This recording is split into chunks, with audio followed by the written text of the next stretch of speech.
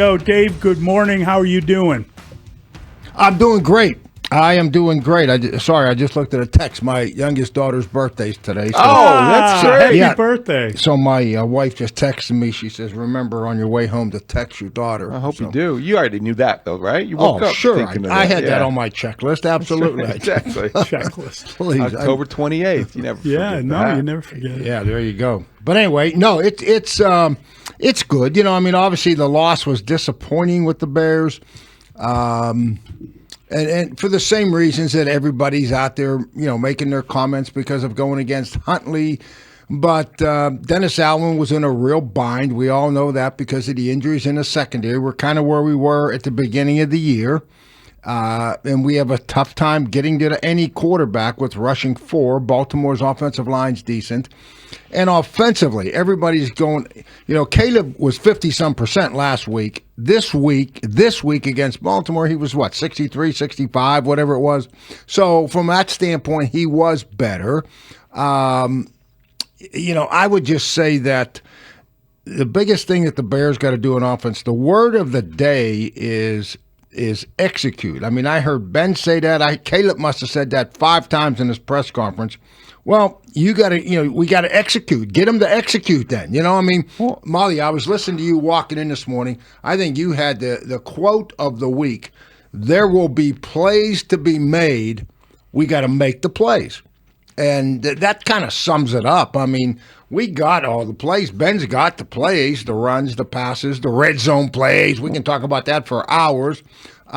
We just don't execute. All it takes in football is one guy to be off a little bit, and all of a sudden the play's not successful, and everybody wants to trash the play or trash the play call.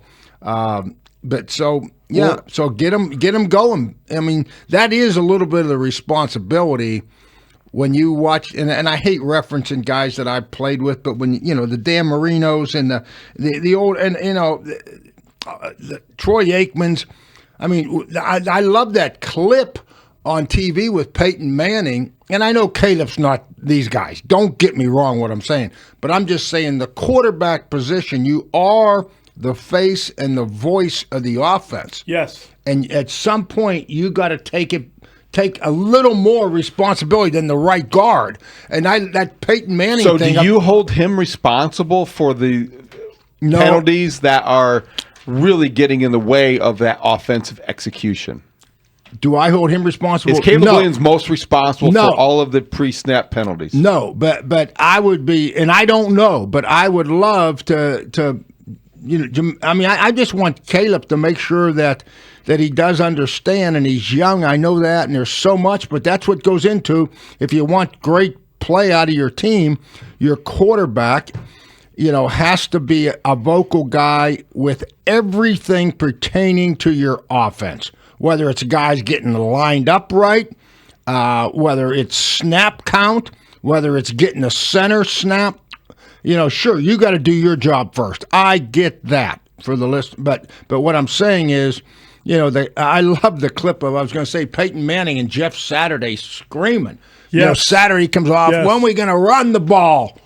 And Manning gets down and gets in his face and says, I'll call the plays. You block people. I mean, you know what I mean? That's great. And they're like brothers. They're great friends but it's just, to this day. Yeah. It's just that point where at some point, you know, there's more responsibility to the quarterback, particularly when you get up there and say we got to get on the same page. We're not executing. We got to get on the same page. Well, you know, you got to take a little bit more on yourself to make sure those guys do it. Maybe it's not your execution; it might be theirs, but that's part of that position, in my opinion. This segment with Dave Wannstedt is sponsored by ChicagoRoofingContractors.org, providing all-weather protection for your business. All right, Dave, I don't remember your teams having a ton of penalties. I just wonder, what is the solution to leading the league in penalties or being in second place behind Jacksonville, the two of you, beyond everyone else? I just wonder, how do you knock that off? How do you get control of that? Well, knock it off. You say that. I remember being, you know, we at times we didn't have as much talent as what some of the teams did. Sure. And so I remember going into games and saying, guys, we cannot have a penalty and we cannot have a turnover. If we and one negative play, and the game was over, and God bless him, a kid from Colorado, Jay Leuenberg, remember him? Was a center guard for us. He came up to me in the locker room. We beat somebody and said, Coach, we did it. We did it. I said, yeah, we got the win. That was a big one, whoever it was. And he says, no, we had no penalties and no turnovers. And I went in and says, damn, he's right. We didn't. I mean, so my point is that, Don Shula used to say, when I was with the Dolphins for 6 weeks, and we were going through minicamp, and somebody jumped off sides, and the coach kind of didn't slough it off, but he said, oh, my bad and all that crap. And Shula stopped the practice, and he says, there is no such thing as a small penalty. Do you understand what that and he went on for, I swear to God, for 10 minutes in front of the whole team about how critical and costly that 5-yard penalty. It was it wasn't a 40-yard pass interference. So my point is, the players got to understand that they are costly, which I know Ben and his guys are beating it into them. And then what Bill Parcells always said, I remember hearing his reference once, and he said, turnovers and penalties, I put them in the same box, he said. If a guy's everyone's going to have one. But if a guy is a repeated offender with putting the ball on the ground or with jumping off sides, he can't play for me. He will not play because he's going to cost the team a game. So it's pretty simple. I don't know who's getting all these penalties. I would be curious if you sat down. I'm sure you know that Ben knows and goes through it. And if you had one guy that's always lining up wrong, go until you prove to us in practice that you can line up right. You ain't gonna play. Bench him. There's no easy way to do it. Because I guarantee you, Ben Johnson is hitting his head against the wall. And that was a great answer, Dave. And I think that. We were talking a little bit earlier. Every once in a while, if things really get a little bit out of hand, like especially among offensive linemen, from my experience, and obviously you have much more than me, but the offensive line is like a team within a team, and it is not unusual to sort of get almost like a kangaroo court or like a fine system in place where guys will hold each other accountable, and then they'll all go out to dinner and someone will have to pay if they've made more mistakes. Like, there are ways of sort of policing the team within the team and holding people accountable for mistakes. You could also just bench him a series. Well, I like the benching them, and we've talked about that. But I'm saying, sometimes if in the postgame Ben Johnson says, we need the team to really take control, the leaders of this team. Right. And you wonder, well, that's who what he's are talking the leaders? About. But that's that's your point. Say that again. Who is going to take charge of that offense? Right. To me, DJ Moore would be the guy, but he's not a. I don't know. I mean, God. I mean, I think DJ might be their best player on offense. But I don't know about, the Bears don't appear to have... Give them the ball and running them up in the A on gap. that offense, let's talk about the offensive huddle. The Bears don't appear to have a lot of what we would... strong outward personalities. Right. Take charge guys. I know everyone is very good within their own... Joe Tooney is one of those great professional... Yeah. Rarely makes an error. Got called for a new penalty. Guys. They're all new guys. Is he going to get in somebody's face? Maybe not. He doesn't have the personality to. Caleb Williams is not going to be that guy. Yes. He doesn't look like he's that guy. No, he doesn't look. Caleb Williams needs to be that guy, and he's got to be the guy who is in charge of everybody's responsibility before every snap. He's got to be the guy that is reminding Colston Loveland that if you twitch here, you might sit later, and you can't do that. He's got to be the guy that reminds. Maybe Jonah Jackson or whoever it is, Drew Dahlman, the quarterback to whom much is given, much is expected. You are the leader of this offense, and you have to maybe do a better job helping the head coach a little bit, right? Of understanding all that comes with that. Yeah, I agree, and this is not being critical of Caleb. I want to just view that. It's just a reality of the position, David. If you want to take the next step and clean up some of these things and get better, I think that's what Ben Johnson was alluding to. Well, I think he's used to that. Ben Johnson came from Detroit, where Jared Goff was that guy, is that guy. Yeah. Now, maybe that's not a fair comparison. Eventually, maybe Caleb Williams becomes that guy. Dan Campbell is also that guy from the time he played and the way he talks to players. And their offensive line, David, you mentioned, or Mully. Penny Sewell. Oh, God. I mean, Penny Sewell. Come on. Yeah, I mean, it's he's a leader. A little different He's deal. a little different. Yep. It is, but I think what you're looking at is that this is year one of this offense, and it seems to be a complicated offense, Dave, or at least there's a lot of pre-snap adjustments, shifts, motions, and it might be, you wonder if it's too much for Caleb Williams to grasp if you're midway through the season nearly, and you are the second most penalized team in the NFL. At what point do you consider paring things down, scaling things back? I mean, that's worth a discussion. I mean, it truly is. I mean, behind closed doors, they should be. How much can this guy handle? Yeah, exactly. No question.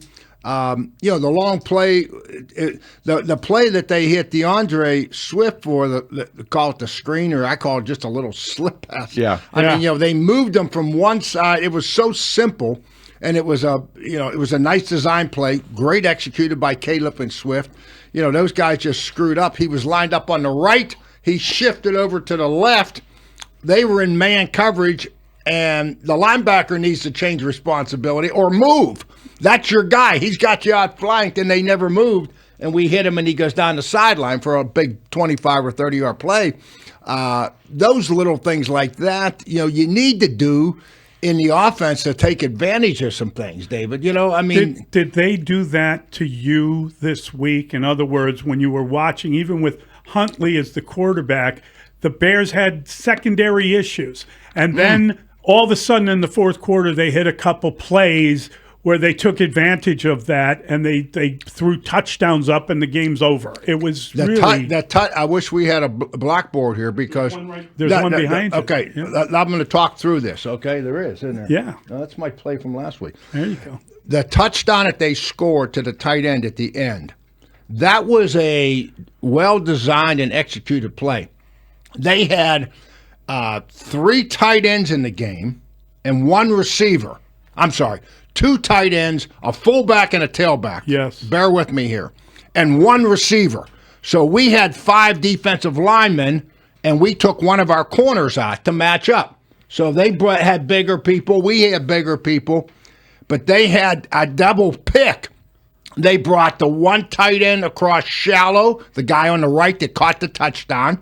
The tight end on the left that was on the line of scrimmage, he crossed the other way. It was a hard play action pass to the right. Fullback went to the flat, which drew one of their linebackers, and they basically ran a pick play against man coverage. My point is that they had a wide open guy with nothing but room. Yeah, because it was to answer your play. That was a play that you can't put in the night before and run that. Yes. So they had to run that play several times with Huntley and to dial it up and execute it, and they did. So, I know I went off on that a little bit, but what I'm saying is that they did do a little bit of that, a little bit. Speaking of the Bears offense, why do you think that after the first 15 plays that are scripted by Ben Johnson, the Bears offense seems to drift at times or not be as efficient or explosive, especially, I guess, looking just at Sunday's recent example, but it has happened. The Bears very good to open games. Ben Johnson scripts the first 15 plays. Then after that, it seems a little bit more haphazard. Boy, it does. Yeah, that's a great point, David. I agree with you. That tells me 2 things. The first thing, one, Ben's doing a great job of designing the plays, and they've gone over these plays, so Caleb understands everything about them. The only question I would have is maybe we need to come back and just run those plays again. Yeah, what I mean? Start the second half with the same plays. Why not? Why not? The opening, why not? Right, the opening drive, 8.5 minutes, 12 plays? It's incredible. You thought after that opening drive this was going to be a one-sided Bears game. It should have been, and really 14-0. They held the ball for the first quarter. They had 3 snaps in the first quarter. Yes, they allowed 3 and out, but they kicked field goals. Yep. That is always going to bite you when you are, and that's 2 weeks running where you kick field goals, and that was enough against a team as bad as the Saints were. But somehow the minute they scored a touchdown, it felt like, what are they going to do now? Yeah, no, I agree. I after the first 2 drives, I didn't like the field goals. That I said to myself, oh boy. But I did like how we were moving and executing, and I did think that we might run away with it a little bit. And Huntley, I was expecting Huntley to throw us a couple. Dennis Allen, you talk about Ben Johnson hitting his head against the wall with the penalties. Ben Johnson or Dennis Allen, we saw when we were back healthy, when Edwards came back and Gordon came back and Stevenson was in there, man, we saw 7 guys at the line and who was coming and who was dropping, and here we come. And Gordon was the player he was looking forward to coaching. He talked about that when he got here. He had all these plans for him. Yep. And for him to go down again and now be on injured reserve, and he's gone for 4 games and one's already over, but you're going to have to reassess him. You don't know if he's going to be ready to come right back after a month. Well, play the head coach this week. Play Ben Johnson. I'm Dennis Allen, and I come in and I say their offensive line is average, below average. We can get to them. I've got 2 or 3 blitzes I can get to them. As a head coach, are you going to go with that, knowing that our corners are going to be one-on-one with 2 of the best receivers in the NFL. I mean, and we could give up a 60-yard pass right off the bat. So the smart thing to do, and what happened last week, is you say, hey, let's see if we can outscore these guys and don't give up the big play. See if they can execute 8 plays in a row and score a touchdown.